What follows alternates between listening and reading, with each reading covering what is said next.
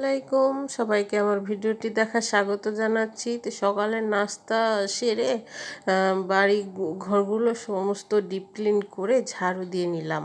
তারপরে আমি ঘরগুলো সুন্দরভাবে মুছে নিব। ঘর যেহেতু আমি মুছি না, কাজের মানুষ আজকে আসেনি, সেজন্য ঘর মুছনে দিয়ে আমি মুছে নিলাম। যেহেতু আমি বসে ঘরগুলো মুছতে পারি না সেজন্য। আর এই ঘর মোছানো কিন্তু অনেক সুবিধা, অনেক সুন্দর করে ঘর মোছানো হয়ে যায়। তারপরে আমি চলে আসলাম রান্নাঘরে, রান্না করে নিব এখন। কেটেকুটে বেছে ধুয়ে রেখেছিলাম। আর আজকে আমি রান্না করব মুরগির মাংস আর করলার ভাজা, ডাল। তো প্রথমে আমি মশলাগুলো ভালোভাবে কষিয়ে নিচ্ছি। মশলা থেকে তেল ছেড়ে আসলে এখানে আমি মুরগির গোস্তটা দিয়ে দিব।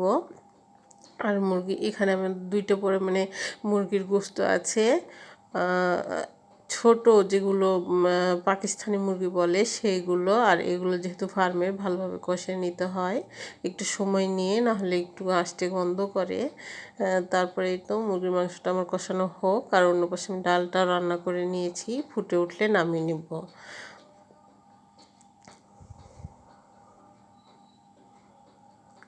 তারপরে এই যে মাংসটা আমার কষানো হয়ে গেছে, এখানে আমি পানি দিয়ে দিলাম ঝোলের জন্য, এটা সিদ্ধ হওয়ার জন্য দিয়ে দিলাম।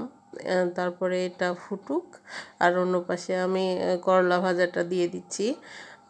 এখানে করলা আলু দিয়ে ভাজা হবে, আর একটু বেশি পরিমাণে পেঁয়াজ দিব যেন খেতে একটু ভালো লাগে আর তিতা কম লাগে। এই তো রান্না প্রায় আমার শেষের দিকে, মুরগির মাংসটা হয়ে এসছে আর করলা ভাজাটাও প্রায় শেষ। এখন আমি এক এক করে বেড়ে টেবিলে খাবারটা দিয়ে দিব। আর এই তো হয়ে গেছে আমার রান্না। এক এক করে সবগুলো দিয়ে দিচ্ছি টেবিলে খাবারগুলো।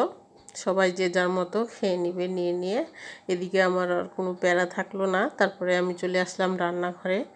রান্নার পরে রান্নাঘরটা পরিষ্কার না করলে কেমন জানি নোংরা নোংরা লাগে। আমি তো প্রত্যেক দিন রান্নাবান্না সেরে চুলা রান্নাঘর সমস্ত পরিষ্কার করে তারপরে আমি হালকা হই।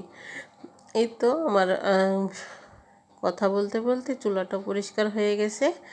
এখন আমি এটা সুন্দরভাবে মুছে নিয়ে গুছিয়ে তারপরে বাজার থেকে কিছু ডিম নিয়ে এসেছিলো, সেই ডিমগুলো পরিষ্কার করে নেব।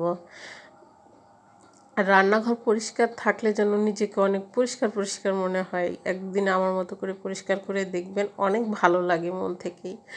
তারপরে তো ডিমগুলো আমি ধুয়ে নিচ্ছি। ডিমগুলো ধুয়ে ভালোভাবে পানি ঝরিয়ে শুকিয়ে তারপরে ফ্রিজে সংরক্ষণ করব, কারণ ফ্রিজে নোংরা ডিম রাখলে আষ্টে গন্ধ করে আর জীবাণু সৃষ্টি হয়। সেজন্য আমি ডিমগুলো ভালোভাবে ধুয়ে তারপরে ফ্রিজে রাখি। আর এটা নিজের সেফটির জন্য, পরিবারের সেফটির জন্য সবারই করা উচিত।